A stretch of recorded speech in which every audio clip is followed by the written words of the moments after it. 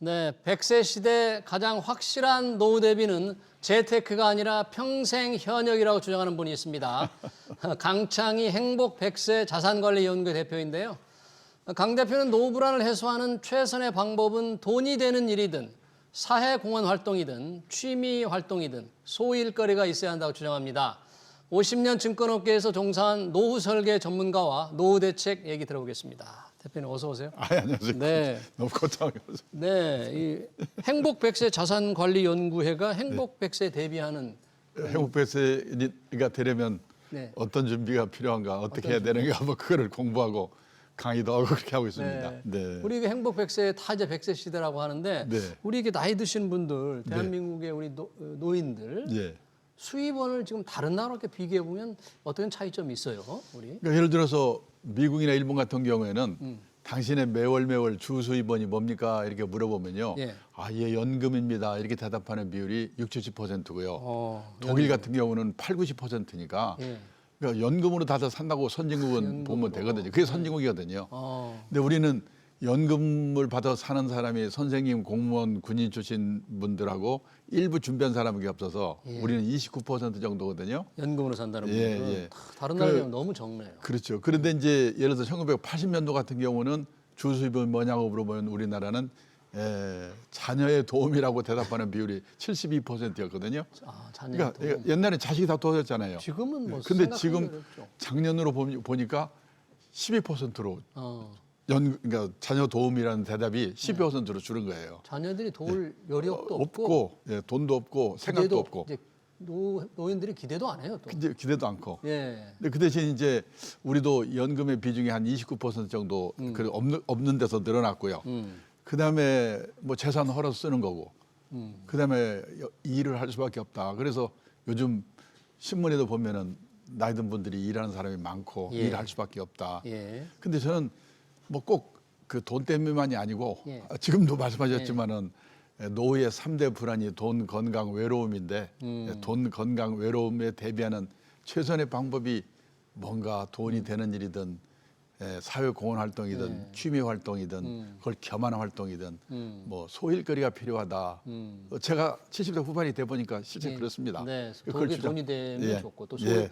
뭔가 예. 취미 활동이면 예. 뭐 어떻게든지 좀 예. 일거리를 찾아야 된다 그런 얘기인데 그렇죠. 네, 네. 그만큼 사회가 조금 더 일자리를 마련해 줘야 되는데 일하고 싶어도 못하는 분들이 또 많이 있습니다. 네. 하고 싶지만 네. 일자리가 없으니까. 그러니까 이제 좀 제 경험 해보니까 현역 시절부터 100세 시대에 어떻게 늦게까지 일할 수 있을까 준비를 자기 하고 있는 일 연관지어서 준비하는 게 중요하고 예. 이제 그걸 못했으면은 정말 체면을 내놓고 예를 들어서 이웃나라 일본도 퇴직한 사람들의 일의 제 1번이 뭐냐면 아파트 관리인인데 경쟁률이 50대 1이랍니다. 아파트 관련 경쟁력이. 예.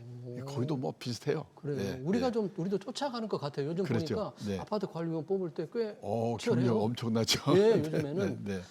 그런데 이게 노후 자산을 이렇게 보면 우리는 대부분 있는 자산이 부동산이다 이렇게 얘기하잖아요. 네, 그런데 네. 이제 다른 나라는 다 연금이라고 하니까 네, 네. 부동산 자산과 금융 자산 이 비율을 어떻게 가져가야 돼요? 그 우리나라는 지금 예를 들어서 전부 합쳐서 이제 젊은 사람까지 나이 든 분까지 합쳐서 보면 가계 자산의 76%가 부동산이고 이 65세 이상 노인분들의 경우에는 벌금 89, 90%가 부동산이거든요. 재산이 걸 부동산이죠.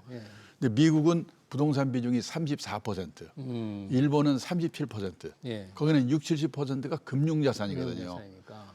근데요, 실제 보니까 제가 놀랐는데 지난번에 조사해 보니까 일본하고 우리나라 비교하니까 가계 순자산 있죠. 예. 우리나라 각 가정에서 갖고 있는 순자산의 순자산. 규모가 우리나라는 62만 달러고 예. 일본은 52만 달러예요. 우리가 더 많아요. 많아요. 순자산은. 깜짝 놀랐어요. 왜냐하면 국제 비교니까 구매력 평가 환율 기준으로 하긴 하지만은 네. 그렇더라도 우리나라가 일본보다 부자랍니다. 순자산 62만 네, 달러. 한 가- 1억 가까이 좀 되네요.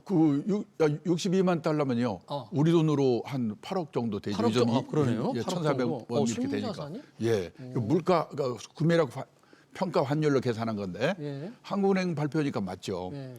그러니까 많은데 문제는 재산이 다 부동산에 묶여 있기 때문에 우리나라는 재산 이꼴 부동산인데 부동산 가격이 비싸니까 부자처럼 보이는 거죠. 부자처럼 보이죠. 예. 근데 쓸 돈이 없는 거죠. 그렇죠. 부동산은 이렇게 예. 팍 근데 계속 오르면 상관없지만 혹시 일본처럼 인구가 줄고 경제가 어려지고 그러면서 장기적으로 부동산 가격 하락 현상이 10년 후, 20년 후 노후에 나타나면 노후가 어떻게 되지? 재산은 부동산밖에 없는 게 없는데 그게 이제 지금 큰 걱정이죠. 그래서 이제 우리가 자산 운용을 좀 예. 금융 자산으로 좀 많이 좀 예. 바꿔가야 하는데 그래 중요한 게 연금이잖아. 연금에 왜 네. 이제 당연한 국민연금도 있지만 퇴직연금도 있고 네. 또 개인연금 네. 이른바 3층 탑을 쌓아야 된다 그러는데 이게 네. 어떤 겁니까 이게?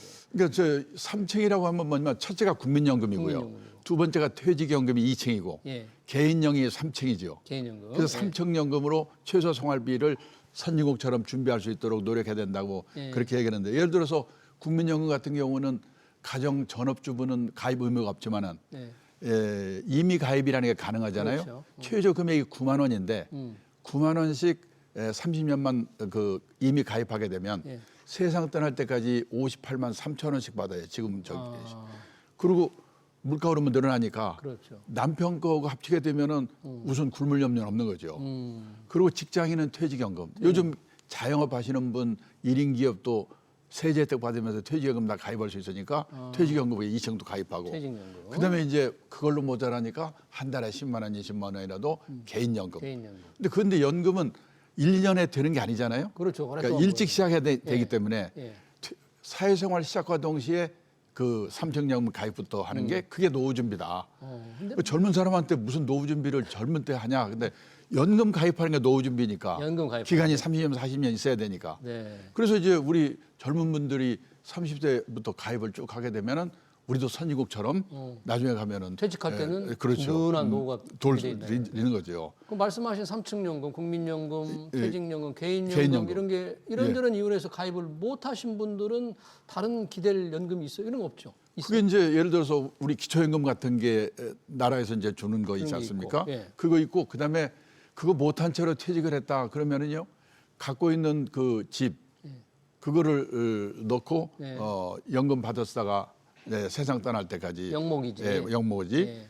그게 예를 들어서 5억짜리 시세가 5억짜리인 집이 있다면은요 65세부터 종신으로 받을 수 있는 게 한 달에 120만 원 정도 받을 수 있거든요. 그렇고 또 일도 좀 하고 예. 그렇게 살아가는 거죠. 근데 이제 물론 야, 집 한 채 자식한테 줘야죠. 그런데 이 100살에 가는데 자식한테 집 줘봐야 그 자식 70살이니까. 그렇죠. 그 사실 이제 집에 있던 그런 생각을 버려야 되고 영목이지 또 해서. 아까 말씀하셨지만은 이 부동산과 금융자산이 60쯤 되면은 반반 정도로 구조조정을 해야 되니까 60에 지금 우리가 76%, 80, 90%가 부동산인데 예. 그게 반반 정도의 비중이 되도록 맞추는 노력을 해야 되는 거죠. 네, 그러네요. 그게 금융자산 늘려가는. 금융자산을 계속 늘려가는 방식으로 특히 젊은 그렇게 층들도 같이 하게 되면은 뭔가 우리도 이제 선진국 수준으로 가게 되겠죠.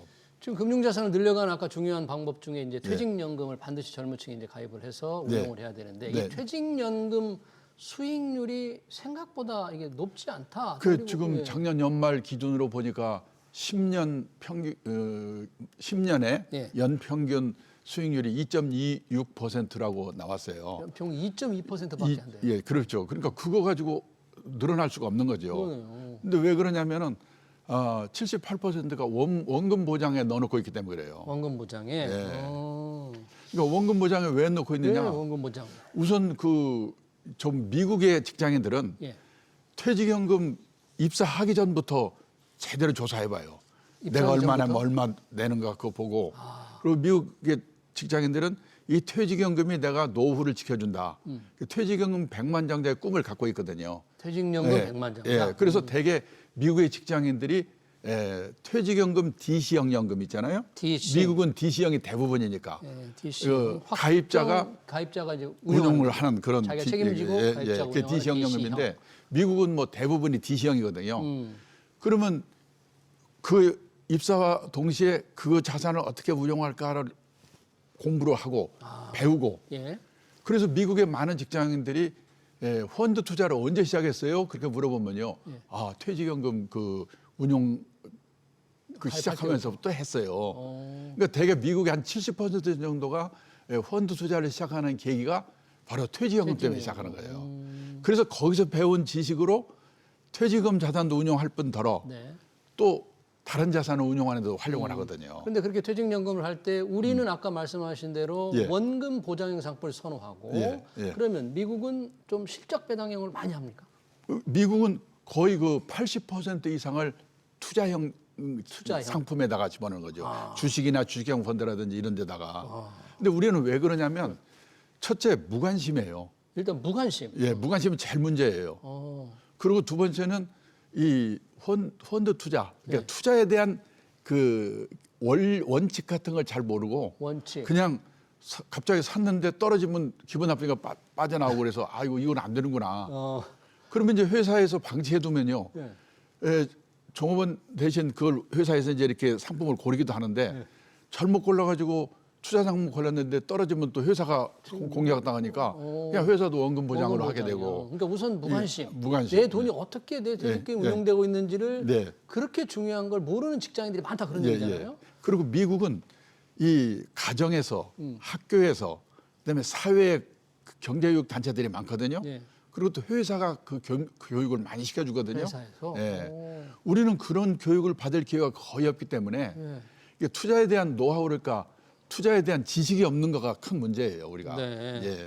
그러면 말씀하신 대로 이게 펀드 투자 원칙을 모르고 갑자기 넣었다가 떨어지면 빼는 이런 예. 사람들도 있는데 그 펀드 네. 투자 원칙을 좀 말씀해 주시면 어떻게 그러니까 원칙이 뭐냐면 예를 들어서 이 퇴직연금이라고 하는 것은 네.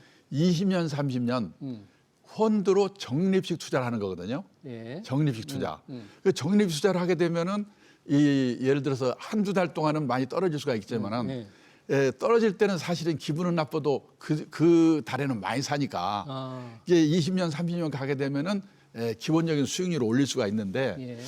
그게 참 말은 쉽지만은 한두 달만 떨어져도 기분 나빠서 빼고 그런단 말이죠. 네. 그러니까 뭐냐면 성공 체험이 없기 때문에 그렇다. 성공 체험이 체험. 없다. 예. 미국의 많은 그 직장인들은 일찍부터 그런 교육을 받고 했기 때문에 2, 30년 동안에 열심히 디시형 연금을 운용해 가지고 수익률도 올리고 그 지식으로 딴 자산도 운용하고 그래서 퇴직할 때쯤 되면 뭐 연금 100만 장자, 그러니까 우리 돈으로 말하면 100만 달러 정도를 저기 연금으로 받고 나올 수가 있는데 우리 직장인들도 주변에서 퇴직한 선배들이 이렇게 연금으로 풍족하게 사는 모습을 좀 봤으면 좋은데 아직 네. 그걸 많이 못 보니까 그렇죠. 어떻게 네. 투자할지를 예. 모르는데 그리고 투자자들이 좀 이렇게 여러 가지 펀드가 있을 텐데 예. 좋은 투자 상품을 이거 뭐냐면 제일 방법이랄까? 중요한 게 이 우리 퇴직연금에는 대개 펀드 형태만 들어갈 네. 수가 있으니까 네. 우선 뭐냐면 그 운영하는 회사의 그 뭐랄까 평판. 평판. 그 저 되게 펀드 평가 회사들이 보면요 어느 운용사가 좋까 이거 평가를 좀 해주거든요. 예. 그러니까 평판이 중요하고 과거의 장기 수익 적어도 5년 이상 그 수익률이 뭐 1등할 필요는 없지만은 예. 중상 정도를 꾸준히 내는 그런 수익률이면 아주 5년 바람직하죠. 이상의 장기 수익률을 예. 한번 체크해 봐야 예, 돼요. 그러니까 한꺼번에 많이 내고 그다음에 깨먹고 이러면 안 되고 예. 중상 정도의 수익률을 꾸준히 계속 내는 그런 그 수익률 내는 그런 회사가 좋은 회사가 그런 펀드가 예. 그리고 또 펀드 뭡니까 수수료가 있어요. 수수료가 있죠. 예, 그런데 우리나라도 수수료가 그렇게 뭐 비싼 많이 특히 해외 펀드 같은 거 할 때 보면은 수수료가 좀 비싼 게 많거든요. 0.5%의 차이만 나도 예. 수수료가 수수료가. 이게 5년 10년 가면 큰 차이를 내거든요. 이 수수료 무시 못하네요. 그렇죠. 그러니까 해외에서는 투자자들이 투자할 때 1번이 뭐냐 수수료부터 물어봐요. 수수료부터. 예. 근데 우리 펀드 사면서 수수료가 얼마예요? 자기가 산 펀드의 수수료가 얼마인지 모르는 사람이 대부분이거든요. 우리는요. 우선 수익 내는 게 최고라고 생각하고 그리고 우리나라는 투자 이퀄 주가 예측이라고 생각하는 거예요. 주가 예측. 예. 그러니까 오릅니까 떨어집니까? 근데 단기 예측은 불가능하다고 생각해야 돼요. 네. 그래서 이 장기 투자라는 게 중요한 거고 예. 퇴직연금은 20년, 30년 장기로 하는 거기 때문에 예. 그 투자의 원칙을 잘 이해하고 그걸 실천하게 되면은 한두 달은 깨먹을 수가 있지만은 예. 이게 20년, 30년 가면 수익을 낼 수가 있는데 아. 그거를 체험해서 성공한 사람들이 옆에 많이 있어야 되는데 우리는 다 단기 예측해서 샀다가 아이고 떨어졌네 그리고 또 빼졌다가 이거를 반복해 하다 보니까 그런 체험을 할 기회가 없었고 원칙을 지금 체득을 못 하고 있는 거죠. 말씀 듣고 보니까 우리는 네. 미국에 비해서 이 금융 교육이 좀 좀 그렇죠. 부족한 것 같네요. 예. 그리고 이웃 나라 일본이요. 예.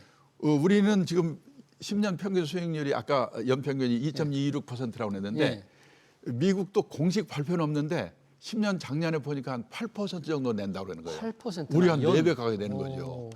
근데 일본이 우리와 미국의 중간쯤에서요. 3.8%를 내더라고요. 일본도 예. 3.8. 그러면 일본은 저기 전체 그 갖고 있는 운용 자산 중에서 몇 퍼센트 정도를 투자액에 넣는가 봤더니 55% 정도 넣더라고요. 55%. 미국은 80% 넣어놓고 우리는 20% 정도 넣어놓고 있으니까 예.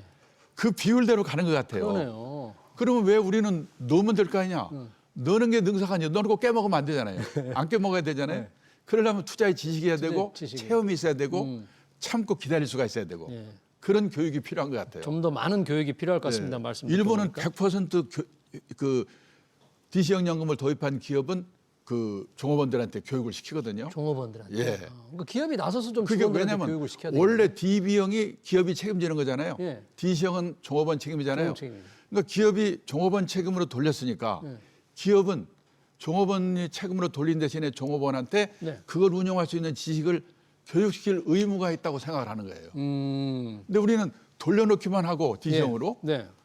그냥 인터넷으로 몇 개 자료 보내놓고 교육했다고 그거 다 했다고 하니까 그러고? 네. 앞으로 이 문제가 큰 문제가 될 겁니다. 앞으로 지금 노후 대책 얘기를 네. 들어보니까 회사나 네. 기업이나 직원들의 퇴직연금 굴리는데 네. 조금 더 충분한 교육이 필요하다는 것으로 좀 마감을 인터뷰를 해야 될 것 같네요. 네, 노후 시대, 네, 네. 100세 노후 시대 대비책 노후 관리 잘 들었습니다. 지금까지 강창희 행복 100세 자산관리 연구의 대표였습니다. 대표님 고맙습니다. 예, 감사합니다.